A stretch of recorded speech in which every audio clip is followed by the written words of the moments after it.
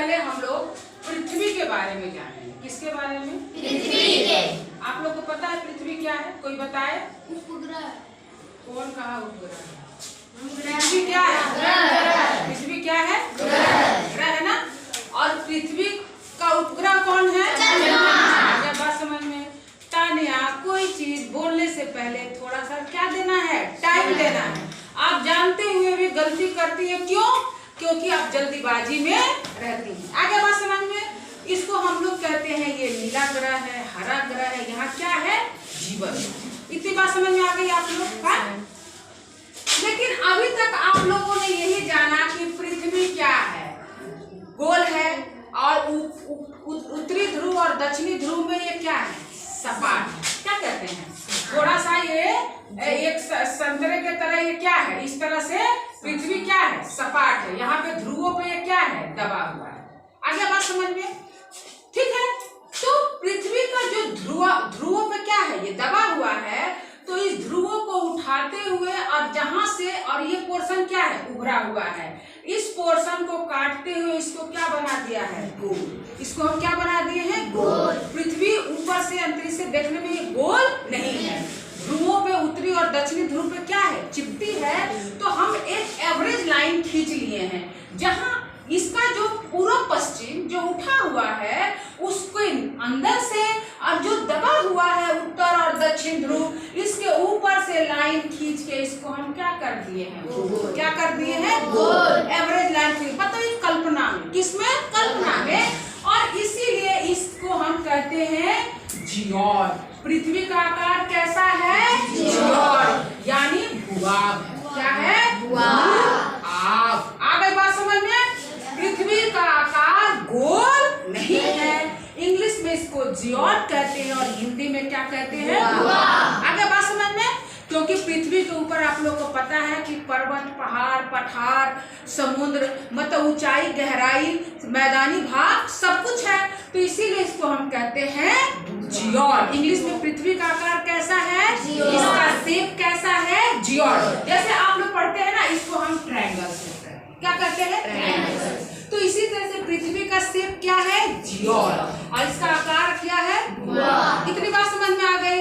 और इसीलिए इस जियोड से ही हम इसको क्या कहते हैं? जो पढ़ते हैं जियोग्राफी, यानी कि हम क्या पढ़ रहे हैं? भूगोल। क्या पढ़ रहे हैं? भूगोल।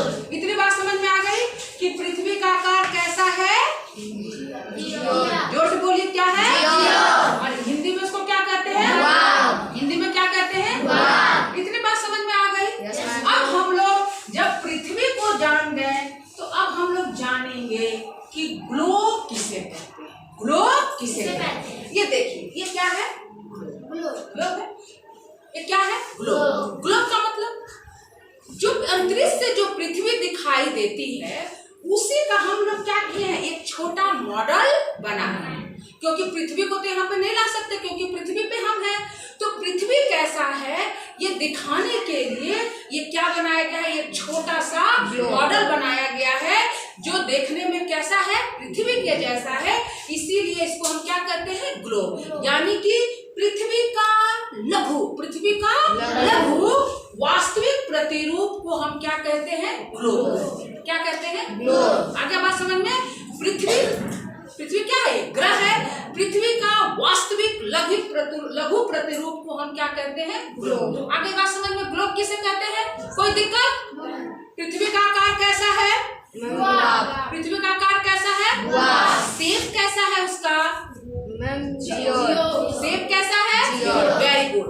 और हम ग्लोब किसे कहते हैं? मेरे साथ बोलिए, पृथ्वी का लघु वास्तविक प्रतिरूप को ग्लोब कहते हैं।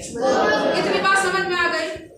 अब दूसरा हमारा क्या है? अक्षांश। क्या है? अक्षांश। अक्षांश को इंग्लिश में कहते हैं लेटीट्यूड। लेटीट्यूड का मतलब लेटा हुआ। लेटीट्यूड का मतलब लेटा हुआ है ना। तो ये मान लीजिए ये गोल क्या है? हमारी पृथ्वी है।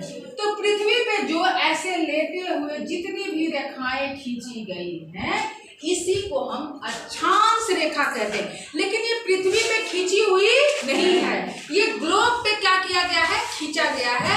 और और ये कौन सी रेखा है? ये काल्पनिक रेखा, इसको हम क्या कहते हैं? काल्पनिक रेखा। तो पृथ्वी पे जो भी रेखाएं इस तरह से खींचा हुआ है, खींची गई है, उसको हम कहते हैं अक्षांश या लैटिट्यूड। आ गया बात समझ में? और ये रेखा कहाँ से है? पूरब से पश्चिम या पश्चिम से पूरब, पूरब से पश्चिम और पश्चिम से पूरब जो रेखा जाती है उसको हम अक्षांश रेखा कहते हैं। अब हम लोग देखते हैं देशांतर रेखा। अब ये पृथ्वी है,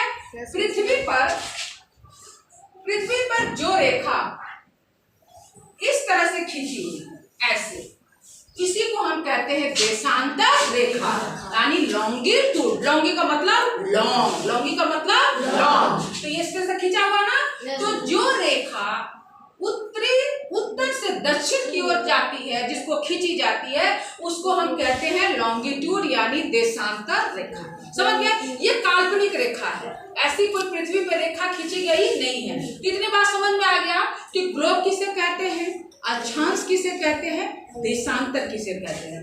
आखिर ये क्यों अक्षांश और देशांतर रेखा पृथ्वी पर यानी ग्लोब पे खींचा गया, इसको हम समझने से पहले एक दूसरी बात को समझना जरूरी है। देखिए, आप लोग को पता है कि पृथ्वी परिभ्रमण करती है कितने घंटे में? 24 घंटे। पृथ्वी एक चक्कर, एक परिभ्रमण कितने घंटे में लगाती है? 24 घंटे में लगाती है ना। जैसे ऐसे है, घूम के 24 घंटे में एक चक्कर लगाती। यानी किसी को एक चक्कर लगाना, जैसे एक वृत्त है 360 डिग्री का कोण बना। कितने डिग्री का कोण? मतलब पृथ्वी जब एक चक्कर घूमती है यानी कि वो 360 डिग्री क्या हो गई? कितनी बात समझ में आ गई? कोई दिक्कत? 360 डिग्री पृथ्वी घूम गई कितने घंटे में? 24। आगे बात समझ में? तो 360 डिग्री, तो ये मान लो ये बीच की क्या है? रेखा है। ये बीच की क्या है? हम एक रेखा खींच दिए। अब यहाँ क्या है? 0 डिग्री। यहाँ क्या है? 0 डिग्री। और ये जब सीधी रेखा है तो ये कितना हो जाएगा? 90। कितना हो गया? 90। तो 0 से यहाँ कितना है? 90। यहाँ से 0 से यहाँ 90। फिर यहाँ से भी 0 से यहाँ क्या हो गया? 90। इधर भी क्या हो गया? 90। कितनी बात समझ में आ गई? यानी कि एक वृत्त का 1/4 भाग, 1/4 भाग कितने डिग्री का होता है? 90। कितनी बात समझ में आ गई? इस वृत्त का यानी पृथ्वी का 1/4 भाग कितने डिग्री का हो गया? 90। कोई दिक्कत यहाँ तक?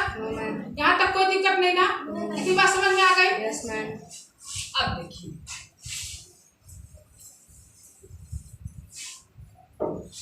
ये क्या है? पृथ्वी है। पृथ्वी पे एक जो सीधी रेखा खींची जाती है जो क्या है? 0 डिग्री। क्या है? 0 डिग्री। इस रेखा को, ये अक्षांश रेखा है कि देशांतर रेखा? अक्षांश रेखा। कौन सी रेखा है? अक्षांश रेखा। इस रेखा को 0 डिग्री अक्षांश रेखा को कहते हैं विषुवत रेखा। क्या कहते हैं? विषुवत रेखा। आगे बात समझ में? अब यहाँ से अब हम लोग देशांतर को नहीं पढ़ रहे, अक्षांश रेखा को। अब यहाँ से आप लोग को समझना है और याद कर लेना है। 0 डिग्री अंश को हम क्या कहते हैं? विषुवत रेखा। 0 डिग्री अंश को क्या कहते हैं? विषुवत रेखा। और ये कौन सी रेखा है? अक्षांश रेखा। कौन सी रेखा है? अक्षांश रेखा। ये वो रेखा है जो पृथ्वी को 2 बराबर भागों में बांटती है। ये हो गया ना, एक ऊपर एक नीचे, 2 बराबर भागों में बांटती है। ऊपरी भाग को हम कहते हैं उत्तरी ध्रुव। क्या कहते हैं? उत्तरी। आगे बात समझ में? और नीचे को भाग को कहते हैं दक्षिणी ध्रुव। इतनी बात समझ में आ गई? अब आपसे पूछेगा वो कौन सी रेखा है जो पृथ्वी को 2 बराबर भागों में बांटती है, तो अब क्या कहेंगे? कौन? हाँ, विषुवत रेखा। कौन सी रेखा? अक्षांश रेखा। वो कौन सी रेखा है? इतनी बात समझ में आ गई? उसके बाद आप लोग को बताई हूँ मैं कि पृथ्वी 23/2 डिग्री क्या है? झुकी हुई है। आगे बात समझ में? तो यहाँ पे मैं एक क्या कर रही हूँ? खींच ऐसे। ये भी कौन सी रेखा है? अक्षांश। ये भी कौन सी रेखा है? अक्षांश। और 1/2 डिग्री उत्तरी ध्रुव और 23 1/2 डिग्री दक्षिणी ध्रुव। उत्तरी ध्रुव के अक्षांश 23 1/2 डिग्री को हम क्या कहते हैं? कर्क रेखा। क्या कहते हैं? कर्क रेखा। आगे बात समझ में। और 23 1/2 डिग्री दक्षिणी ध्रुव को क्या कहते हैं? मकर रेखा। मकर रेखा। इतनी बात समझ में आ गई? Yes ma'am. हम लोग कितने रेखा सीखे? कितना रेखा सीखे? 0 डिग्री पे कौन सा है? 23 1/2 डिग्री उत्तरी ध्रुव। 23 1/2 डिग्री उत्तरी ध्रुव कौन सी रेखा है? और 23 1/2 डिग्री। इतनी बात समझ में आ गई? कोई दिक्कत? अब उसके बाद हम लोग आते हैं छाछठ। कितना? छाछठ 1/2 डिग्री। छाछठ 1/2 डिग्री पे कौन सी रेखा है? आर्कटिक रेखा। आर्कटिक किधर? उत्तरी ध्रुव। किधर?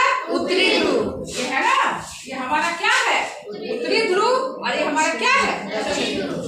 और ठीक दक्षिणी ध्रुव में छाछठ 1/2 डिग्री पे कौन सी रेखा है? अंटार्कटिक। कोई दिक्कत यहाँ तक? कोई दिक्कत नहीं ना? बातें क्यों हो रही है? तो 0 डिग्री पर कौन सी रेखा है? उत्तरी ध्रुव 23 1/2 डिग्री। उत्तरी दक्षिणी ध्रुव 23 1/2 डिग्री। उत्तरी ध्रुव 66 1/2 डिग्री। और दक्षिणी ध्रुव 66 1/2 डिग्री। अंटार्कटिक रेखा।